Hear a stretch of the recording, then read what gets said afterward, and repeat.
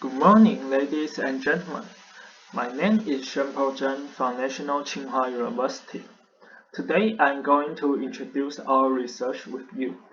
The topic is analyzing federated learning with enhanced privacy preservation. For machine learning in online social networks or mobile environments, data privacy preserving is a very important issue. In the past, artificial intelligence and machine learning algorithms that operating on a standalone machine must analyze each data in order to build an accurate model. However, this method is insufficient in terms of privacy protection, because it must collect data from different sources. To solve the above problems, this study starts from the privacy protection aspect of data management, combined with the concept of federated learning, and hopes to improve the accuracy of algorithm modules while ensuring data privacy. Therefore, we also analyze the impact of federated learning under different protocol mechanisms. The main contributions in this paper are as follows. First, we discuss in federated learning the difference in the speed of model convergence and the accuracy under different protocols. We analyze the possible effects of different protocols on the model through the experimental results. We envisage that our analysis results can benefit many federated learning scenarios, such as machine learning for online social networks and mobile devices. Second, in order to protect the privacy of the data, we introduce Pei-Yu encryption to encrypt the uploaded model gradients and model parameters. Our experiment reveals that the server can still update the global model parameters correctly with the encrypted gradients uploaded by the client. Third, in our experimental results, we found that under random order protocol, the training process will be more stable, and the accuracy of the trained model is higher than that under a synchronous protocol. I will introduce this protocol later. We consider that formulating a suitable protocol will be helpful for federated learning. Under the condition that data privacy of each client be preserved, federated learning is able to increase the amount of training data by integrating data from each client, so as to jointly improve the performance of the model and achieve the effect of mutual cooperation. Usually, federated learning can be categorized into two types according to the characteristic of the data. First is horizontal federated learning. It is used when each client has almost different users of the data they have, but a large part of the user's features overlaps. For example, two hospitals in different areas serve different patients. The collective patient features are almost the same.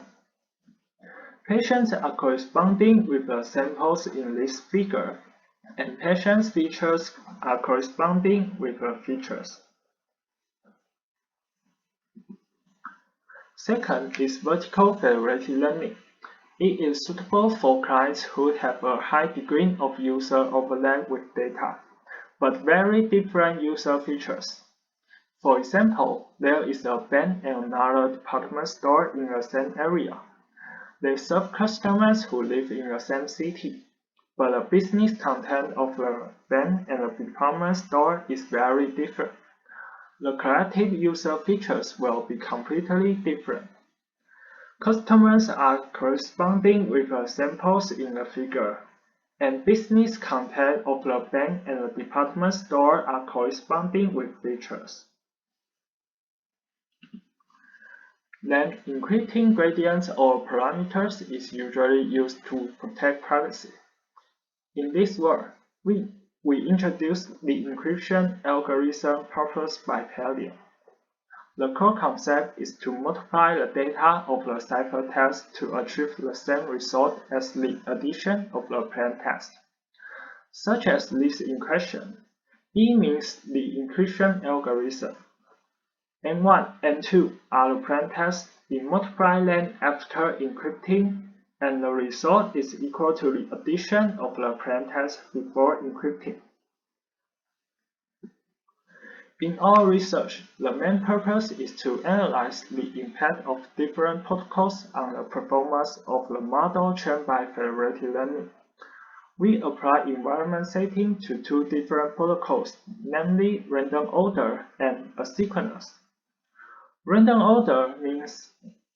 order protocols means a random client downloads parameters from the global side to the model on the local side, use its own private data to train a local model, and then upload gradients to a global model for updating.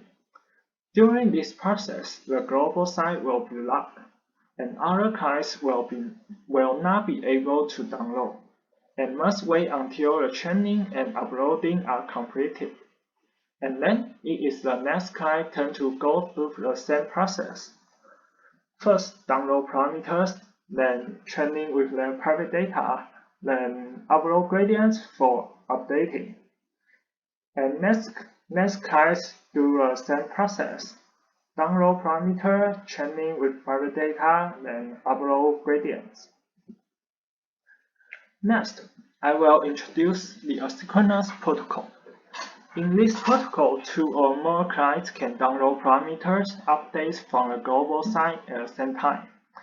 And even if the clients have not uploaded their gradients and updated them, the rest of the clients can still download parameters from the global side. For example, we assume n is equal to 3.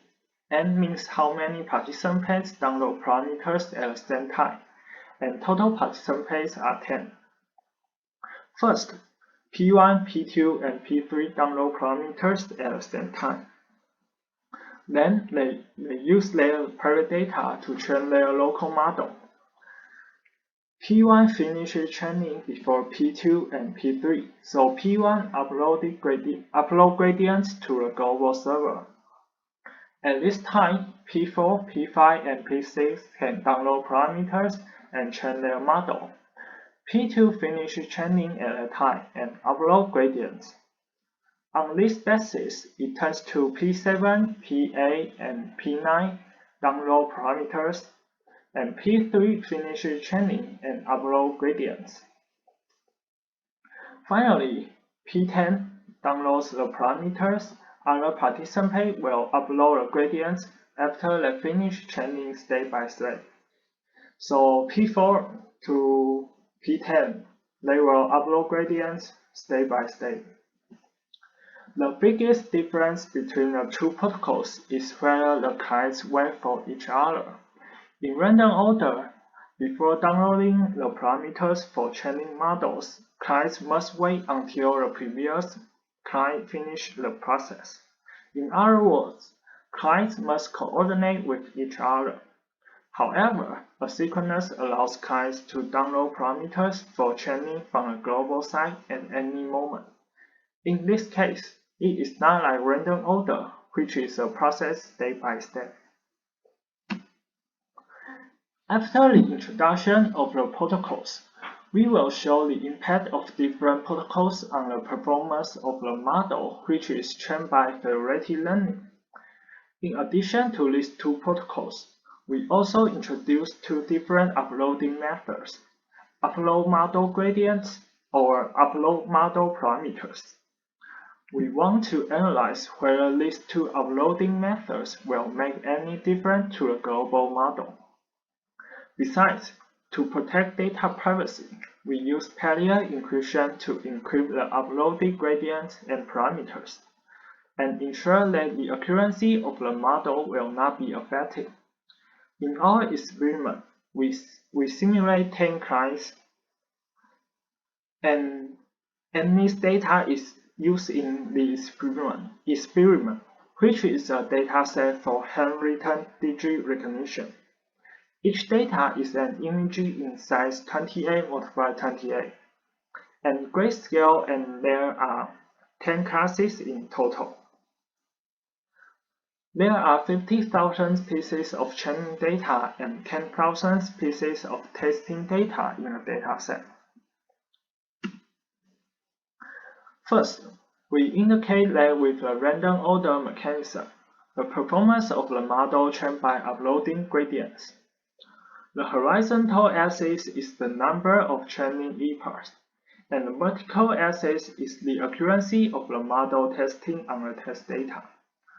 The blue line and the orange line represent without and with the usage of homomorphic inclusion respectively. The two lines are almost overlapped, indicating that even if homomorphic inclusion is used, the model performance is almost unaffected. Next, we can see the green line, which is the result of each client training the local model with only their own data. After about 20 epochs, accuracy has been close to a state of convergence. Therefore, from this experiment, we can know that through the cooperation of the clients and without exposing the content of their own data, their performance will still be better than training a model with only their private data. We also compare the model result of two uploading methods, upload gradients and upload model parameters. The blue line and the orange line are whether using homomorphic inclusion or not, respectively. If there are correct inclusion and declusion, the accuracy is almost the same. The green line is the performance of the model trained by uploading the gradients method. Even if the method is changed to upload parameters, the accuracy is almost the same with uploading gradients. We speculate that under the random order protocol, the reason why the accuracy of the global model can continue to increase is because it is very similar to the situation of classical machine learning, where the data is centralized in one machine. Now we will discuss the performance of the chain model with a synchronous protocol. The horizontal axis N represents the number of people who download a parameter from the global site at the same time, and the vertical axis is the accuracy of the global site model on testing data. We can know that from this figure, whether or not homomorphic inclusion is used has little effect on the result in the same epoch. Then, we will also find that when n equals 1, the accuracy of the model is the best, because the condition is equivalent to random order. In addition, we notice that with n equals 2 and 3, the accuracy is abnormally low, and the model performance does not improve even if the epoch is increased. We speculate the reason for this phenomenon might be that when n is small, the model parameters downloaded by each client are more different. With a synchronous protocol, we also compare the method of uploading parameters. From this figure, we can first observe that the accuracy of the model is not affected regardless of whether homomorphic inclusion is used or not. We also analyze the difference of the model performance between two different uploading methods with a synchronous protocol. We can observe that when the epoch is 10, the overall performance of the uploading parameters is better than the method of uploading gradients. Uploading parameters is blue line and uploading gradients is green line. Especially when n equals 2 and 3, the model accuracy with uploading gradients is lower, but if you upload parameter directly, accuracy can be increased by about 70%, the blue line and the orange line. We speculate the main reason is that when the model parameters are uploaded, it is directly overwriting the parameters on global model. Hence, the global model is easily influenced by gradients uploaded from different clients, especially with a synchronous protocol. Using a method of uploading parameters, the parameters of a global model will be overwritten, so clients are not directly affected by other clients. In our research, we explore whether the performance of federated learning will be affected under different protocols. This work belongs to the discussion and experiment of the preliminary analysis. After confirming the feasibility of federated learning in the future, we expect to combine this application with the technology of blockchain. If blockchain technology is introduced, there is no need for a third party to manage the global model, which can avoid the possibility of gradients uploaded by the clients.